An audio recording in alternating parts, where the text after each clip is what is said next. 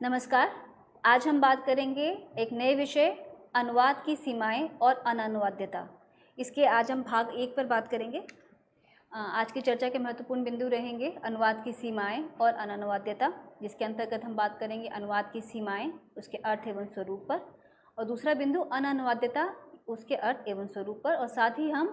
भाषा की प्रकृति के स्तर पर अनुवाद की सीमाएं और अननुवाद्यता के बिंदु पर बात करेंगे। इस मॉड्यूल को देखने के बाद आप अनुवाद की सीमाओं और अननुवाद्यता से क्या अभिप्राय है यह जान पाएंगे। साथ ही ये जान पाएंगे कि अनुवाद की सीमाओं का अर्थ क्या है और वह अननुवाद्यता से किस प्रकार भिन्न है या किस प्रकार समान है। अननुवाद्यता का अर्थ और स्वरूप क्या है और भाषा की प्रकृति के स्तर पर अनुवाद की सीमाएं और अननुवाद्यता से क्या अभिप्राय है। अनुवाद की सीमाएं और अननुवाद्यता विषय को हमने 4 मॉड्यूल में बांटकर चर्चा करने की कोशिश की है। आज हम इसके पहले मॉड्यूल में बात करने जा रहे हैं, जिसके अंतर्गत हम अनुवाद की सीमाएं और अननुवाद्यता, अनुवाद की सीमाएं अर्थ एवं स्वरूप, अननुवाद्यता का अर्थ और स्वरूप, भाषा की प्रकृति के स्तर पर अनुवाद की सीमाएं और अननुवाद्यता पर हम बात करेंगे। इससे पहले कि हम अननुवाद्यता की बात करें, या जिसे हम अंग्रेजी में अनट्रांसलेटेबिलिटी कहते हैं, उससे पहले मैं आपको बता दूं कि ये जो मॉड्यूल है, ये जो विषय है, इसको हमने 4 मॉड्यूल में बांटा है और उसके पहले मॉड्यूल में आज हम चर्चा कर रहे हैं। अन्य 3 मॉड्यूल्स में हम इसके आगे के भागों पर और आगे के हिस्सों पर हम बात करेंगे, जिसके माध्यम से आप ये जान पाएंगे कि अनट्रांसलेटेबिलिटी किसे कहते हैं,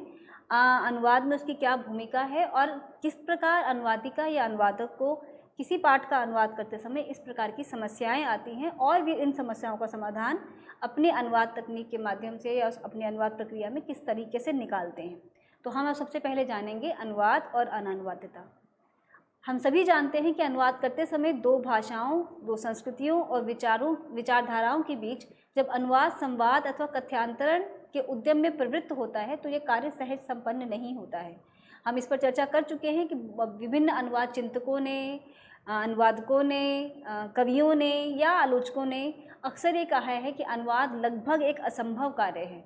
और कविता के संदर्भ में तो, या सृजनात्मक साहित्य के संदर्भ में हम जब अनुवाद की बात करते हैं तो इसे लगभग असंभव कार्य माना जाता है। और माना जाता है कि क्योंकि 2 विभिन्न संस्कृतियाँ जिनके आपस में बहुत कहा जाए कि समानता नहीं है या बहुत अधिक विषमताएं हैं, ऐसी 2 संस्कृतियों के पाठ का जब अनुवाद किया जाता है तो हम अनुवाद करते समय किस प्रकार एक संस्कृति के पाठ को दूसरी संस्कृति में या दूसरी भाषा में आरोपित करें या उसे उस तरीके से उसे रखा जाए। तो इस तरीके से अलग अलग समय पर अनुवाद चिंतकों ने, आलोचकों ने अनुवाद को लगभग एक असंभव कार्य माना है। और उसी संदर्भ में आज हम जानेंगे कि अनुवाद जब एक असंभव कार्य है तब भी हम लंबे समय से, और अब तो हज़ारों वर्षों का ये इतिहास है मानव सभ्यता का, कि लंबे समय से न केवल अनुवाद हो रहा है बल्कि वो उतना ही संप्रेष्य भी है। उसके माध्यम से विभिन्न संस्कृतियों, विभिन्न समाजों ने अपना विकास किया है, एक आकार ग्रहण किया है और हम सब सभ्य होते आए हैं, या हम विभिन्न संस्कृतियों से या विभिन्न संस्कृतियों में उपलब्ध साहित्य से, ज्ञानात्मक साहित्य से, ज्ञान की अन्य धाराओं से भी हम परिचित होते आए हैं। तो क्या है अननुवाद्यता, किस प्रकार ये अनुवादिका या अनुवादक के सामने एक चुनौती के रूप में होती है और अनुवादक या अनुवादिका उसे किस तरह पार पाते हैं या किस तरह उसका निवारण करते हैं। अनुवादक को समानार्थी पर्यायों, समान सामाजिक सांस्कृतिक अभिव्यक्तियों और ग्रहीता या लक्ष्य पाठक वर्ग की सहजात प्रवृत्तियों के कारण बहुकोणीय प्रतिरोध का सामना करना पड़ता है। अतः अनुवादिका या अनुवादक को अपनी सीमाओं का एहसास होता है। यही सीमाएं अननुवाद्यता की स्थिति भी उत्पन्न करती हैं। अगर आपको याद हो तो हमने पिछले सत्रों में बात की थी कि जब नायडा भाषा के स्ट्रक्चर के बारे में या भाषा की संरचना के बारे में बात करते हैं तो वे डीप स्ट्रक्चर और सरफेस स्ट्रक्चर की चर्चा करते हैं। सरफेस स्ट्रक्चर वह भाषा का बाह्य रूप जो भाषा के व्याकरण से निर्मित है या भाषा का जो बाह्य रूप है, भाषा की भाषिक इकाइयों से निर्मित है, और उसकी जो अभ्यंतर संरचना जिसे हम उसका इंटरनल स्ट्रक्चर या कहा जाए कि जिसे हम डीप स्ट्रक्चर कहते हैं, उसका निर्माण उस पर्टिकुलर समाज, उस पर्टिकुलर सभ्यता, संस्कृति के बीच से जिस तरीके से भाषा का निर्माण होता है, उसकी आस्थाएं, उसके विश्वास या उसकी जो रहन सहन और परिवेश से निर्मित जो परिवेश से निर्मित जो भाषा का जो संरचना होती है उसे हम उसकी आभ्यंतर संरचना या उसकी आंतरिक संरचना या भाषा का डीप स्ट्रक्चर कहते हैं। तो अनुवाद करते समय अनुवादिका या अनुवादक से अक्सर ये अपेक्षा की जाती है कि जब उनसे ये कहा जाता है कि उन्हें 2 भाषाओं का ज्ञान हो, तो वो 2 भाषाएं बाह्य और आंतरिक दोनों स्तरों पर, जब हम संस्कृति का ज्ञान कहते हैं तो वो उसकी आंतरिक संरचना की ओर संकेत है कि कोई भी भाषा जब अपनी निर्माण की प्रकृति में होती है तो वो एक तटस्थ या समाज से कटी हुई भाषा नहीं हो सकती। वह अपने समाज, अपनी संस्कृति के से ही विकास पाती है, उसी से शब्द ग्रहण करती है, अपने आसपास के माहौल, रहन सहन, आस्था, विश्वास, भौगोलिक परिवेश, सांस्कृतिक परिवेश, धर्म, आर्थिक अर्थव्यवस्था आदि सभी चीज़ें मिलकर एक किसी भाषा का निर्माण करते हैं। तो जब किसी अनुवादिका या अनुवादक को किसी पाठ के अनुवाद के दौरान जब इस प्रकार की समस्याएं आती हैं और जब इस प्रकार की समस्याओं से वे जूझते हैं, तब उन्हें भाषा के दोनों ही स्तरों के बारे में, दोनों ही सतहों के बारे में न केवल विस्तृत अध्ययन करना होता है, अपितु ये अपेक्षा होती है कि उन दोनों संस्कृतियों का, दोनों भाषाओं का एक सा ज्ञान रखें, ताकि जब वे अनुवाद करें तो उन्हें अनुवाद करते समय सांस्कृतिक या सामाजिक सांस्कृतिक किस्मों की जो चुनौतियां आती हैं उसका कम से कम सामना करना पड़े। यहीं पे हम अनअनुवाद्यता को लोकेट करते हैं कि जो अनट्रांसलेटेबिलिटी ऑफ टेक्स्ट है या पाठ के अनुवाद के दौरान जो अनुवादक या अनुवादिका के सामने जो आई हुई चुनौतियां हैं उन्हें हम अनअनुवाद्यता के नाम से जानते हैं। अब हम चर्चा करेंगे अनुवाद की सीमाएं और अनअनुवाद्यता के अर्थ और स्वरूप पर। सबसे पहले अनुवाद की सीमाएं क्या है, अनअनुवाद्यता से क्या अर्थ है, उसका स्वरूप क्या है और दोनों में क्या समानता है। अनुवाद की सीमाएं। अनुवाद एक श्रम साध्य कला है। इस कला की पूर्णता में अनेक बाधाएं आती हैं। हम सभी जानते हैं कि जब हम साहित्य का या सृजनात्मक साहित्य या ज्ञानात्मक साहित्य का या किसी भी प्रकार के साहित्य का, जिसे हम रिटन टेक्स्ट कहते हैं, का जब हम अनुवाद कर रहे होते हैं तब अनुवादिका या अनुवादक को अलग अलग प्रकार की भाषाई, सांस्कृतिक और विषयगत चुनौतियों से जूझना पड़ता है। अब जब इन चुनौतियों का सामना करते हुए उनका निवारण कर सकते हैं यदि अनुवादक या अनुवादिका, तब तो वह अनुवाद हो जाता है। लेकिन कई बार कभी कुछ सामाजिक सांस्कृतिक शब्द, जिनकी हम चर्चा आगे भी करेंगे, कभी सामाजिक सांस्कृतिक प्रयुक्तियाँ, सामाजिक सांस्कृतिक परिवेश से निर्मित जो व्यवस्था है, या ज्ञानात्मक साहित्य की अगर हम बात करें तो उसके विषय से संबंधित जो शब्दावली है या उनकी जो संकल्पनाएं हैं जिनके अनुवाद की चर्चा अनुवाद के दौरान अनुवादक या अनुवादिका को करनी होती है, इस तरह की समस्याएं जिनका कि पर्याय उन्हें अपनी भाषा में या लक्ष्य भाषा में नहीं मिल पाता, ऐसी स्थिति में हम उसे अनुवाद की सीमाएं कहते हैं। जब अनुवादिका या अनुवादक एक तरह से ये मान लें कि ये अनुवाद लगभग असंभव है या इसके लिए कोई खास पद्धति है जिस पद्धति के माध्यम से उसका अनुवाद वो करना चाह रहे हैं, यदि वह संभव नहीं हो पाती है तो ऐसी स्थिति में हम उसे अनुवाद की सीमाएं मानते हैं। वस्तुतः सीमा से तात्पर्य अनुवाद की प्रक्रिया में आने वाली चुनौतियों से है। जब अनुवाद कार्य किया जाता है तो काव्य, जब हम यहाँ काव्य कह रहे हैं तो साहित्य की पूर्णता एक विशिष्ट सुगमता तो बनाती है, पर साथ ही कुछ विघ्न बनकर सामने भी आती है। कुछ आयाम मार्ग को सुगम बनाते हैं तो कुछ जटिल प्रश्न बनकर सामने आते हैं। विघ्न या चुनौती बनकर खड़े होने वाले आयाम सीमा कहलाते हैं। तो जैसा मैंने कहा कि जब कैटफर्ड अपने यहाँ अनुवाद के प्रकारों का जिक्र करते हैं तब उसके अंतर्गत वे आंशिक अनुवाद और पूर्ण अनुवाद या सीमित अनुवाद या समग्र अनुवाद के संदर्भ में जब इसकी चर्चा कर रहे होते हैं, तो जिस समग्र अनुवाद की परिकल्पना की जाती है वह वास्तव में लगभग से एक असंभव सी अपेक्षा है, क्योंकि जब हम समग्र अनुवाद कहते हैं तो हम मानकर चलते हैं कि वह अनुवाद न केवल कथ्य की दृष्टि से और शिल्प की दृष्टि से बल्कि भाषाई या व्याकरणिक दृष्टि से भी अनुवाद होते समय उसकी व्याकरण की भी सभी इकाइयों का अनुवाद हो जाए, भाषागत भी किसी तरह की कोई समस्या या कुछ अधूरापन न छूट जाए, कथ्य भी पूरा संप्रेषित हो जाए और उसके साथ उसकी शैली भी संप्रेषित हो जाए। तो ऐसे में अनुवाद, इस तरह के अनुवाद को जिसे कि हम एक तरह से पूर्ण अनुवाद या समग्र अनुवाद के संदर्भ में जब हम समझते हैं तो इस तरह का अनुवाद लगभग एक असंभव कार्य है, क्योंकि हम सभी जानते हैं कि कोई भी पाठ जब वह दूसरी भाषा में जाने के लिए अनुवाद किया जा रहा होता है, चाहे वह ज्ञानात्मक साहित्य हो या सृजनात्मक साहित्य हो, उसे ले जाने का सबसे बड़ा उद्देश्य यही होता है क्योंकि वह उस संस्कृति में, जिसे हम यहाँ लक्ष्य संस्कृति या लक्ष्य भाषा कहेंगे, उस समाज या उस संस्कृति में वह पाठ या उससे मिलता जुलता पाठ या वह संकल्पना, वो अवधारणा या ज्ञान की वह शाखा वहाँ उपलब्ध नहीं है। जब ज्ञान की वह शाखा या वह साहित्य का वह पक्ष या कोई ऐसा कथ्य, कोई ऐसी कथा जब आपके समाज में या लक्ष्य समाज में यदि उपस्थित नहीं है या उपलब्ध नहीं है, और ऐसी स्थिति में जब आप अनुवाद करते हैं तो बहुत स्पष्ट है कि जब वह अवधारणा ही वहाँ उपलब्ध नहीं है तो उससे मिलते जुलते शब्द या उनके प्रयोग के जो शब्द हैं वो वहाँ पर नहीं होंगे। तो यही स्पष्ट हो जाता है कि वहाँ अनुवादक को दिक्कत आने वाली है, क्योंकि ऐसे शब्द वहाँ उपस्थित नहीं हैं। अब अगर हम बात करें, एकदम विज्ञान के किसी क्षेत्र की बात करें, तो जो आविष्कार किसी एक खास भाषा या किसी एक खास समाज में हुआ है और जिसकी आवश्यकता एक व्यापक समाज को है, तो बहुत स्पष्ट है कि वह अवधारणा दूसरी भाषा में थी ही नहीं। जब वह अवधारणा दूसरी भाषा में थी ही नहीं तो वहाँ उसके प्रयोग के शब्द भी नहीं होंगे। तो यहाँ पर हम मान के चलेंगे कि अनुवाद ऐसी स्थिति में पूर्ण अनुवाद नहीं हो सकता है। वहाँ अनुवादिका या अनुवादक को अलग अलग तरह की रणनीतियों को अपनाना होगा पाठ को ट्रांसलेट करते हुए। या तो वे उनसे मिलते जुलते कुछ समतुल्यों की तलाश करें, या वे रिटेंशन लगाएं या शब्दों को एज इट इज़ वहाँ ले जाएं लिप्यंतरण के माध्यम से, या कई बार ऐसा भी होता है कि हम व्याख्या करके उस शब्द को एक्सप्लेन करते हैं, या कई बार वो ऐसी स्थिति बन जाती है कि वो पर्टिकुलर पाठ या कोई शब्द या कोई अवधारणा ट्रांसलेट हो ही नहीं पाती, जहाँ पर अनट्रांसलेटेबिलिटी यानी अनअनुवाद्यता की स्थिति उत्पन्न होती है। तो ये जो विघ्न और चुनौतियाँ जिसकी ओर जिक्र किया जा रहा है, यही अनुवाद की सीमाएं हैं। जब कोई पाठ अनुवाद किया जा रहा होता है तो किस प्रकार ये सीमाएं बहुआयामी होकर अनुवादिका या अनुवादक के सामने आती हैं और वो किस तरह उन चुनौतियों का सामना करते हैं। अनअनुवाद्यता ये अपने आप में एक टेक्निकल टर्म है जिसे एक पारिभाषिक शब्द कहा जा सकता है। अनअनुवाद्यता का मतलब अनअनुवाद्य या अनअनुवाद्यता शब्द अन और अनुवाद्य के संयोग से बना है, जिसका अर्थ है जो अनुदित ना हो सके, यानी जो अनुवाद न हो पाए। किसी ऐसे शब्द, कोई अवधारणा, कोई व्याकरणिक प्रयोग या कोई खास शब्द या किसी का कोई खास प्रयुक्ति जब आपको अनुवाद करते समय अनुवादिका या अनुवादक को लगे कि ये उनके बस से बाहर की बात है या ये शब्द अनुवाद हो ही नहीं सकता, तब ऐसी स्थिति में अनअनुवाद्यता की स्थिति होती है, अनट्रांसलेटेबिलिटी की स्थिति होती है। अर्थात स्रोत पाठ और लक्ष्य पाठ में सामाजिक, सांस्कृतिक, भाषिक और पाठ प्रयुक्ति परक अभिव्यक्तियों के लिए समानार्थी उपलब्ध न हो। समानार्थी उपलब्ध न हो यानी कि अगर कोई अवधारणा यदि वहाँ नहीं है तो उसके लिए समानार्थी उपलब्ध होना, किसी और संदर्भ में अगर है तो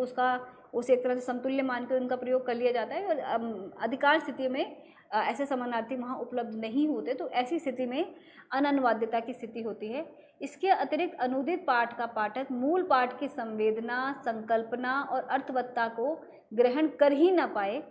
ऐसी स्थितियाँ सकल रूप में अनअनुवाद्यता की स्थिति कहलाती हैं। अतः स्पष्ट है कि सीमा एवं अनअनुवाद्यता लगभग एक ही संकल्पना के दो रूप हैं जिनका अंतर उनकी प्रक्रिया से संबंधित है। तो जो सीमा जो कहा जा रहा है वह ये कि अगर से हम अंग्रेजी में कहें तो लिमिटेशन, पाठ की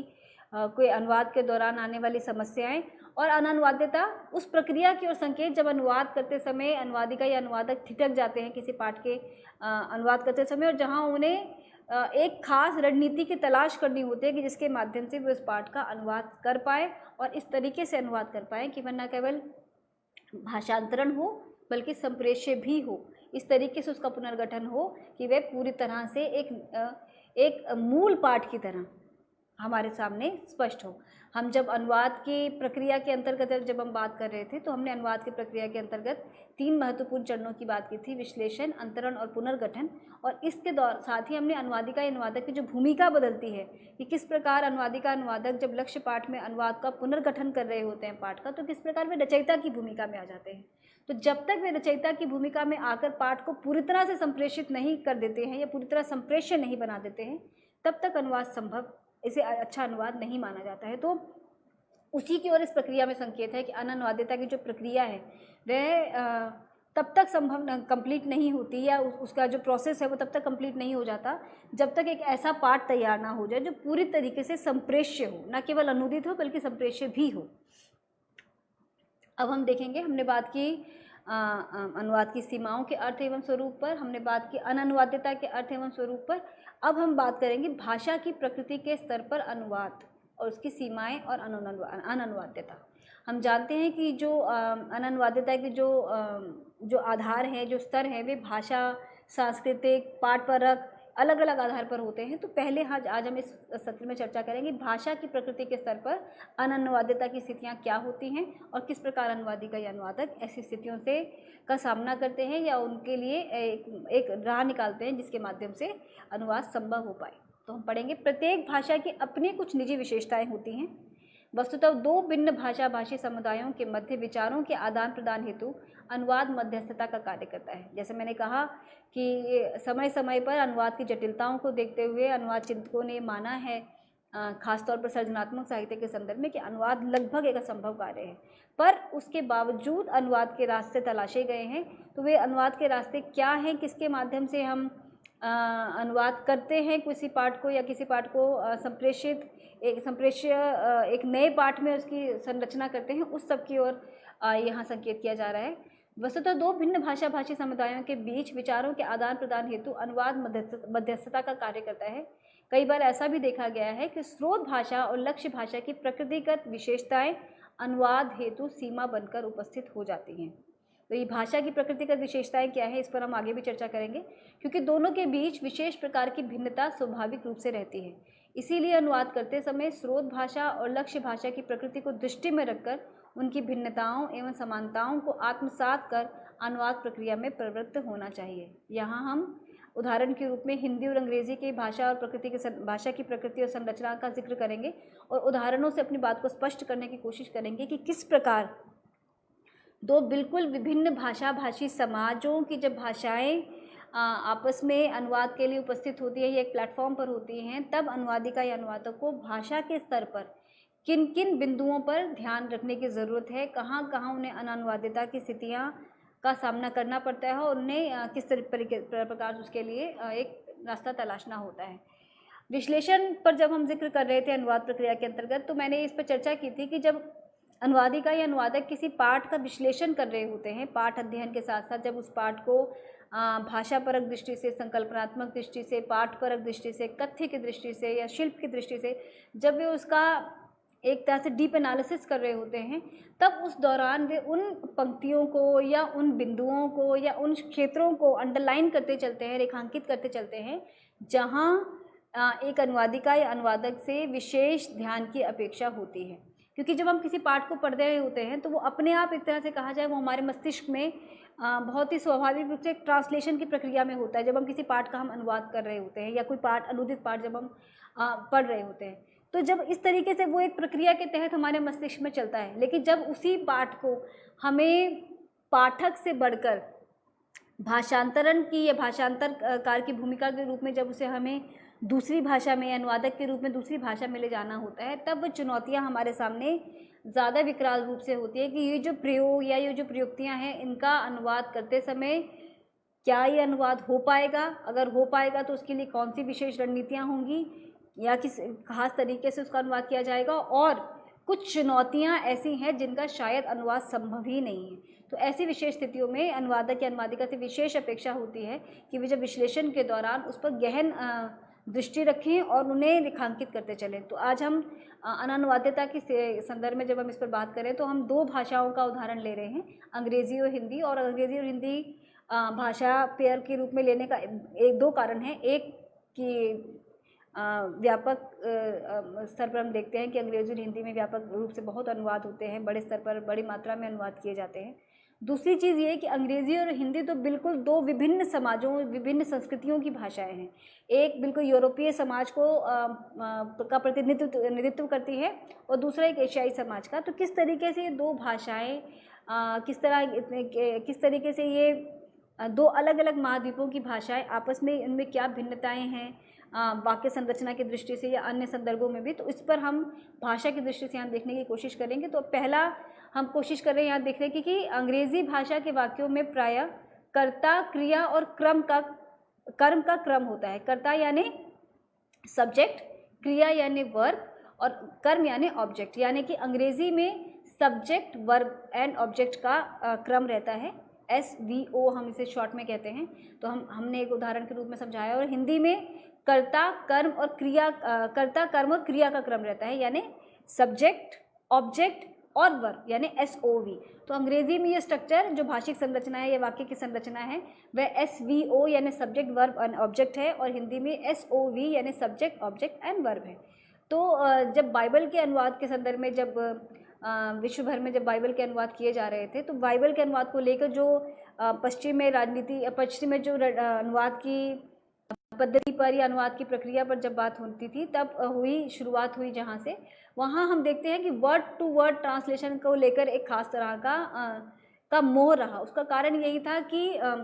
जब बाइबल का अनुवाद, बाइबल जैसे किसी सेक्रेड टेक्स्ट का या किसी पवित्र पुस्तक का जो अनुवाद किया जाए, तो उसके शब्द क्रम तक को भी ना विचलित किया जाए, उसे एज इट इज़ रखा जाए। तब ऐसी स्थिति में अगर वो वाक्य व्यवस्था सब्जेक्ट वर्ब और ऑब्जेक्ट की है, और जिस अन्य भाषा में उसे अनुवाद किया जा रहा है अगर वह सब्जेक्ट ऑब्जेक्ट और वर्ब की है, तो उसे एज इट इज़ ट्रांसलेशन किया जाता था, यानी अगर सब्जेक्ट वर्ब और ऑब्जेक्ट है तो उसी तरीके से उनको अनुवाद भी होगा। लेकिन जब एक बेहतर अनुवाद तभी होता है जिसे हम शब्दानुवाद कहते हैं, शब्द प्रति शब्द से अलग शब्दानुवाद, वहाँ पर वाक्य की संरचना को लक्ष्य भाषा और स्रोत भाषा की भाषिक संरचना के हिसाब से फॉलो किया जाता है। उसी हिसाब से हमें अनुवादिका या अनुवादक से अपेक्षा रहती है भाषा के स्तर पर कि जब भी इस प्रकार की समस्या या पाठ का विश्लेषण करें तो किस प्रकार उसका अध्ययन करें। तो हम देखते हैं राम किल्ड रावणा, तो यहाँ राम ने रावण को मारा, तो ऊपर ये सब्जेक्ट वर्ब और ऑब्जेक्ट है, और हिंदी में किस प्रकार ये कर्ता कर्म और क्रिया हो जाता है। दूसरा उदाहरण है क्रिया और क्रिया विशेषण का, रोहित वर्क्स वेरी हार्ड, तो रोहित माने सब्जेक्ट, वर्ब माने वर्क्स, और एडवर्ब यानी जिसे हम क्रिया विशेषण कहते हैं वेरी हार्ड। हिंदी में वो उसका क्रम कैसे बदल जाता है, हिंदी में जो क्रिया विशेषण है वह क्रिया से पहले आ जाता है। तो यहाँ रोहित बहुत मेहनत करता है, तो जहाँ पहले अंग्रेजी के सेंटेंस में जो एडवर्ब है वो लास्ट में चला जा रहा है, हिंदी के वाक्य में वह एडवर्ब क्रिया से पूर्व यानी बीच में आता है। तो ये जो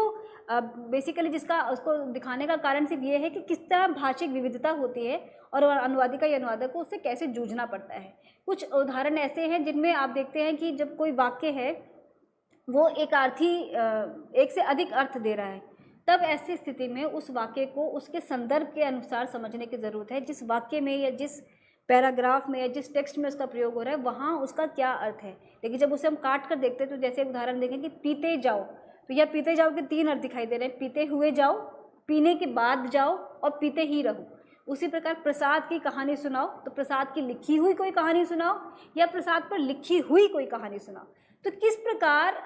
जब ये छोटे छोटे फ्रेज या छोटे वाक्य जो किसी संदर्भ के साथ नहीं हैं, अब ऐसी स्थिति में अनुवादिका या अनुवादक को विशेष सावधानी बरतने की ज़रूरत होती है। कई बार वो एक चुनौती की तरह हो जाते हैं उनके सामने, जब वे उसका अनुवाद कुछ एक खास अर्थ को संदर्भ समझ कर रहे होते हैं, तो किस प्रकार उसका अर्थ में अर्थ का विचलन हो जाता है। ये एक भाषा के स्तर पर हम देखते हैं कि एक अनुवादिता की स्थिति है, या अगर अनुवादिका अनुवादक से कहीं चूक हो जाती है तो किस प्रकार वह अर्थ का अनर्थ भी होने की संभावना होती है।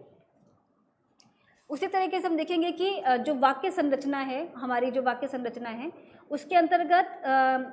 हिंदी में लिंग के स्तर पर अन्विति होती है, जबकि अंग्रेजी में इस तरह का प्रयोग नहीं मिलता है। जब हम कहते हैं लड़का, तो उसके साथ वह पूरा जो सेंटेंस है वह उसी तरीके से पुल्लिंग हो जाएगा, लड़का आ गया, यानी जो हमारी वर्ब है, जो हमारी क्रिया है वह भी पुल्लिंग हो जाएगी। लड़की आ गई, तो लड़की आ गई यानी यह क्रिया भी स्त्रीलिंग हो जाएगी, जबकि अंग्रेजी में ऐसा नहीं है। अंग्रेजी में आप सब्जेक्ट या सब्जेक्ट के यानी कि जिसमें नाउन और प्रोनाउन, उसके माध्यम से हम ये समझ पाते हैं कि वह स्त्री के लिए संदर्भ है या पुरुष के लिए। तो जब हम लड़का आगे अनुवाद करते हैं तो बॉय हैज़ कम, तो यहाँ जो हैज़ कम या कम है वह किसी भी तरीके से परिवर्तित नहीं हुआ, लड़की के संदर्भ में भी वो इसी प्रकार प्रयोग होता है। तो जैसा मेरा जो कहने का जो मूल उद्देश्य है वह ये कि दो भाषाएँ और दोनों भाषाओं की जो अपनी निर्मिति है या जो उनकी जो भाषिक संरचना है, किस प्रकार दो विभिन्न समाजों की जो भाषिक संरचना है वो भिन्न होती है, और अनुवादिका या अनुवादक को किस प्रकार ऐसी समस्याएं भाषा के स्तर पर जब वे किसी पाठ का विश्लेषण कर रहे होते हैं तो किस प्रकार ऐसी समस्याएं उनके सामने चुनौती होती हैं, और यदि वे ज़रा सी भी चूक इसमें कर ले तो किस प्रकार वे पाठ अनुवाद हो जाने के बाद भी संप्रेषण नहीं हो पाता, तो अनानुवादिता की स्थिति वहाँ बन जाती है। यानी जब आपने अनुवाद पढ़ा तो पढ़कर आपको कहीं ना कहीं कुछ फ्लॉ लगा या कोई ऐसा त्रुटि छूट गई या चूक ऐसी हो गई जिससे वो पाठ संप्रेषित नहीं हो पाया। तो हम देखते हैं कि भाषा के स्तर पे वो अनानुवादिता किस प्रकार काम करती है। उसी प्रकार हम देखेंगे कि हिंदी में आदरार्थक, जब हम किसी का आदर सूचक किसी के लिए हम शब्द का प्रयोग कर रहे होते हैं तो हमारा वाक्य की जो संरचना है वो बदल जाती है। जैसे हम कहते हैं मेरे पिताजी आ रहे हैं, पिताजी आ रहे हैं और भाई आ रहा है, तो पिताजी आ रहे हैं क्योंकि वे उम्र में बड़े हैं, तो हम उसके लिए पिताजी आ रहे हैं, तो हम उसके लिए जो वाक्य है उसमें पिता के लिए जो प्रयुक्त किया गया शब्द है वहाँ पर हमारा जो प्रयुक्ति है यानी जिसको हम क्रिया कहते हैं वह भी बहुवचन हो जाती है, जबकि वहाँ से एक ही पुरुष आ रहा है। लेकिन जब हम अंग्रेजी में इसका प्रयोग करते हैं तो वो एज इट इज़ रहता है, माय फादर इज़ कमिंग, तो इज़ ही आएगा, वहाँ आर नहीं हो जाएगा। उसी तरह उदाहरण देखेंगे, Meera is a very good speaker. तो अब यहाँ डिपेंड करता है कि मीरा का जो समाज में स्थान है वह क्या है, क्या वे कोई सी ऊंचे पद पर है, क्या वे बड़ी उम्र की हैं, क्या वे बड़ी वक्ता है। उसी के हिसाब से अनुवादिका अनुवादक को अंदाज लगाना होगा कि जब वे हिंदी में इसका अनुवाद करें तो किस तरह से इसे रखें, मीरा बड़ी अच्छी वक्ता है या मीरा बड़ी अच्छी वक्ता हैं, आदर सूचक रखें या सामान्य, जिस तरह की एक सामान्य प्रयोग होता है। उसी तरह my father is a good singer, तो मेरा पिता अच्छा गायक है, इसका अनुवाद होगा या मेरे पिताजी अच्छे गायक हैं। तो हमें ये समझना होगा कि जिस भाषा में, जिस समाज में हम उसका अनुवाद कर रहे हैं वहाँ पर ये प्रयुक्ति किस तरीके से होती है, वहाँ पर वाक्य का जो संरचना है वे किस प्रकार बदलती है, आदर सूचक शब्दों को लेकर वहाँ किस तरह का प्रयोग है। इसी तरीके से जब हम अपने से निम्न पद के व्यक्ति से या अपने से कम उम्र के व्यक्ति से या हम किसी से जब इनफॉर्मल संबोधन कर रहे होते हैं तो हमारी भाषा एकदम बदल जाती है। तो उस तरीके से हमें देखना होगा कि अनुवाद करते समय क्या ये ऐसी कोई बड़ी चुनौती के रूप में या कहीं ऐसा तो नहीं है कि पूरी बात संप्रेषित नहीं हो पाई, अनुवादिका अनुवादक ने ऐसी कोई चूक कर दी जिससे अनुवाद तो आपने किया लेकिन अनुवाद एक सहज अनुवाद नहीं हो पाया। इसके अलावा कुछ उदाहरण हम देखेंगे जिनसे एक वचन और बहुवचन का बोध तो होता है किंतु लिंग का बोध नहीं होता। जैसे अंग्रेजी में सेंटेंस है will they not learn their lesson, तो इससे आप अंदाज़ा नहीं लगा सकते कि स्त्री के लिए बात की जा रही है या पुरुष के लिए। हिंदी में हमें ये समझना होगा कि जब आप इसका अनुवाद करें तो हम पूरे संदर्भ को समझें कि यहाँ जो इस सेंटेंस का जो प्रयोग हो रहा है, ये जो वाक्य आ रहा है वो किसी स्त्री के संदर्भ में है, किसी पुरुष के संदर्भ में है, या मतलब स्त्रियों के संदर्भ में है, पुरुषों के संदर्भ में है। तो हमें इसे समझना होगा, तब इसमें आपको पाठ के अनुसार ये तय करना होगा कि पहला अनुवाद होगा या दूसरा। क्या वे अपना पाठ याद नहीं करेंगे या क्या वे अपना पाठ याद नहीं करेंगे। दे ईट बनाना, तो यहाँ दे जो हमारा जो प्रोनाउन है, जो शब्द है यहाँ पर जिसे हम सर्वनाम कहते हैं हिंदी में, वह किसी तरीके से ये सूचित नहीं कर रहा है कि ये सर्वनाम जो बहुवचन है वह स्त्री के लिए है या पुरुष के लिए। तो हम जब अनुवाद करेंगे तो हमें उसके संदर्भ के आधार पर उसे समझना होगा कि वे केले खाते हैं या वे केले खाती हैं। तो हमें संदर्भ को समझते हुए ही हम किसी पाठ पर विस्तार से चर्चा कर सकते हैं या उसके पाठ की जो भाषिक निर्मिति है वह भाषिक निर्मिति किस प्रकार उसकी सामाजिक निर्मिति का भी एक तरह से प्रतिबिंब है, इसका भी हमें ध्यान रखना होगा। समाज और भाषा दोनों किस प्रकार साथ मिलकर चलते हैं, किसी समाज में या किसी भाषा में किस प्रकार वो रिफ्लेक्ट होते हैं, किस प्रकार वो प्रतिबिंबित होते हैं, इसका उदाहरण है इन भाषा के प्रयोग। और ये तभी समझ में आ सकते हैं जब अनुवादिका या अनुवादक को केवल दो भाषाओं का ज्ञान ही नहीं अपितु भाषा के दोनों ही स्तर, जब हम कहते हैं डीप स्ट्रक्चर और सरफेस स्ट्रक्चर के साथ साथ भाषा की संस्कृति, भाषा के परिवेश, उनकी आस्थाएं, उनके विचारों के बारे में भी एक समुचित जानकारी हो, तभी वो एक बेहतर अनुवाद की तरफ बढ़ सकते हैं। पदक्रम में परिवर्तन लाने के अतिरिक्त शब्दों का भी प्रयोग आवश्यकता अनुसार किया जाता है। जैसे हम देखेंगे कि यहाँ जब किसी बात पर बल दिया जा रहा है तो अंग्रेजी और हिंदी में किस प्रकार बदल जाता है। This is where I first met my well wishers, I enjoyed hockey match and so did my father. पर हिंदी में जब इसका हम प्रयोग करते हैं तो जिस प्रकार वो उसकी जो बल है, जहाँ हम बलाघात दे रहे हैं, वो किस प्रकार अंग्रेज़ी और हिंदी में अंतर आ जाता है। और हाँ, जैसे अंग्रेज़ी हिंदी में वे पहले आ जाता है, लेकिन वही हिंदी भाषा की प्रकृति के अनुसार वाक्य के जिस अंश पर बल देना होता है उसे व्याकरणिक व्यवस्था के प्रतिकूल कई बार वाक्य के शुरुआत के क्रम में रख दिया जाता है। मैंने कहा था ना कि मोहन नहीं आएगा। जैसे this is where I first met my well wisher, यही वो जगह है जहाँ मैं पहली बार अपने वेल विशर से मिला था। यह रही आपकी अब तक की कमाई। तो किस प्रकार ये जो वाक्य है, आपकी अब तक की कमाई यह रही ना कहकर हम इसे कहते हैं यह रही आपकी अब तक की कमाई, क्योंकि हमारा जो मूल उद्देश्य है ये सिर्फ जिसे हम इम्पेरेटिव सेंटेंस कहते हैं हिंदी में, केवल अंग्रेजी में केवल सेंटेंस या वाक्य को कह देना मात्र नहीं है, सूचना दे देना मात्र नहीं है, बल्कि उस पर बल देना या उस पर इस तरीके से उसको एम्फेसिस देना क्या होता है ताकि वो बात अपना जितना चाह रहे हैं उससे अधिक असर छोड़े। तो यह रही आपकी अब तक की कमाई, यानी कि जो आप मांग रहे थे ये देखिए यह रही। तो यह अर्थ बदल जाता है जब हम ये कहते हैं कि आपकी अब तक की कमाई यह रही। तो किस प्रकार जब हम किसी अंश पर बल देते हैं तो वह हिंदी में आकर वो उसका प्रयोग पहले देखने को मिलता है मैंने कहा था ना, या यह रही अपनी कमाई के संदर्भ में आप इसे समझ सकते हैं। उसी तरीके से क्योंकि भारत एक बहुभाषिक और बहुसांस्कृतिक देश है, यहाँ बहुत सारी भाषाएं हैं, बहुत सारी संस्कृतियाँ हैं, बहुत सारे विभिन्न भौगोलिक परिवेश हैं, भाषा के प्रयोग अलग अलग हैं,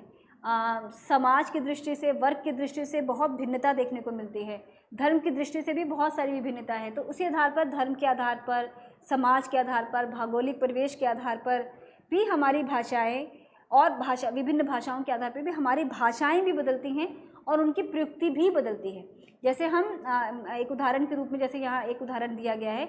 एक ही सेंटेंस है हिंदी, उसको किस प्रकार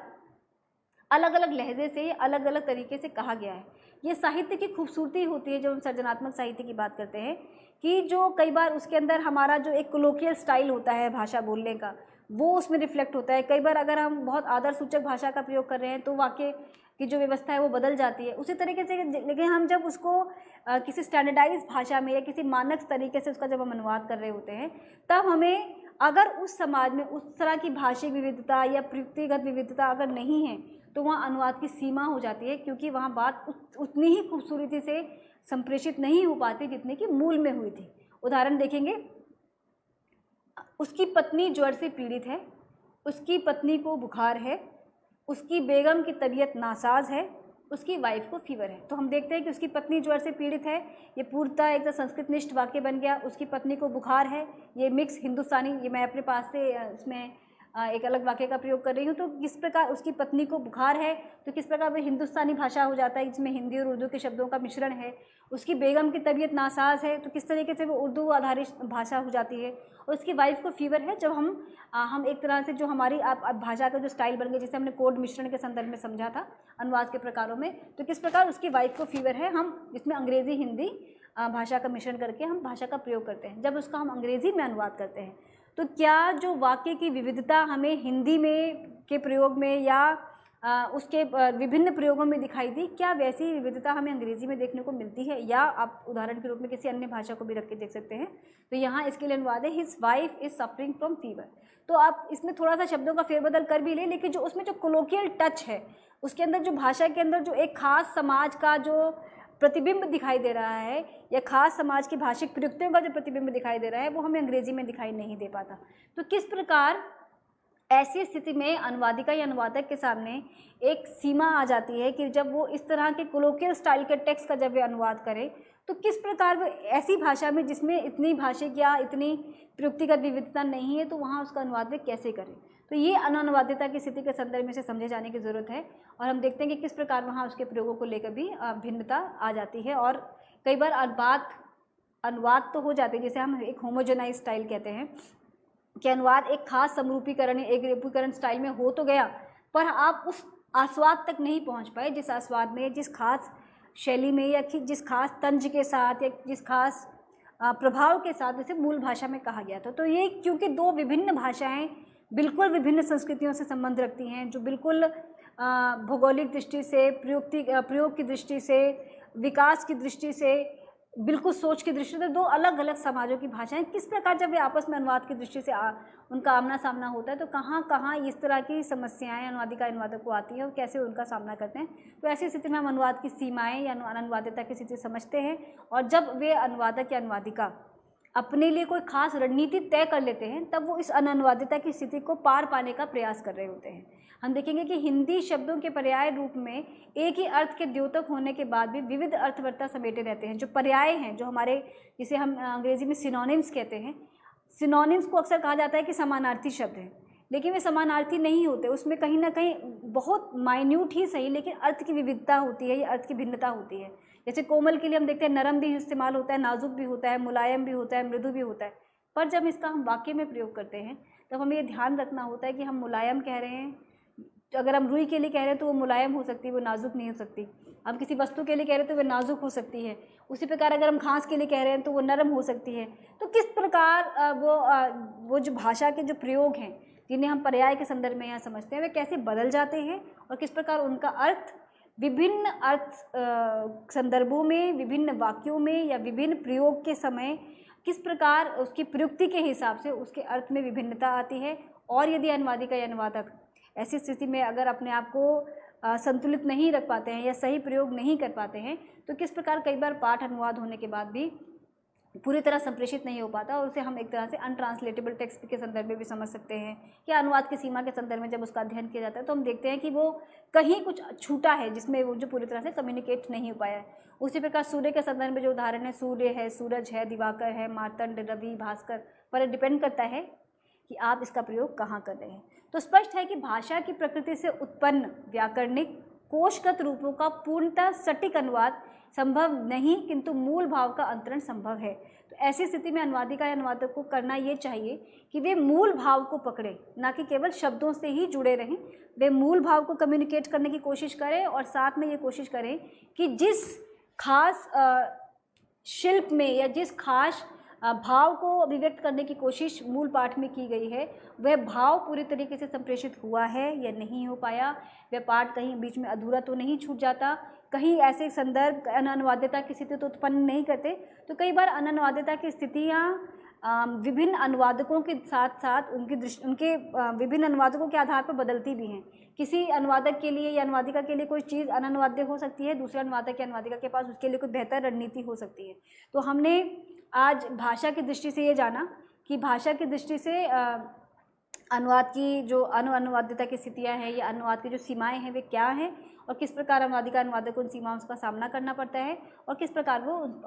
उनसे जूझते हैं और उसके लिए कोई सही मार्ग निर्धारित करते हैं और एक बेहतर पाठ जिसे कि रचयिता के रूप में उसे नई भाषा में रचित करना होता है उसका निर्माण करते हैं। अगले सत्र में हम इसके अगले विषय पर बात करेंगे। आज के लिए शुक्रिया, नमस्कार।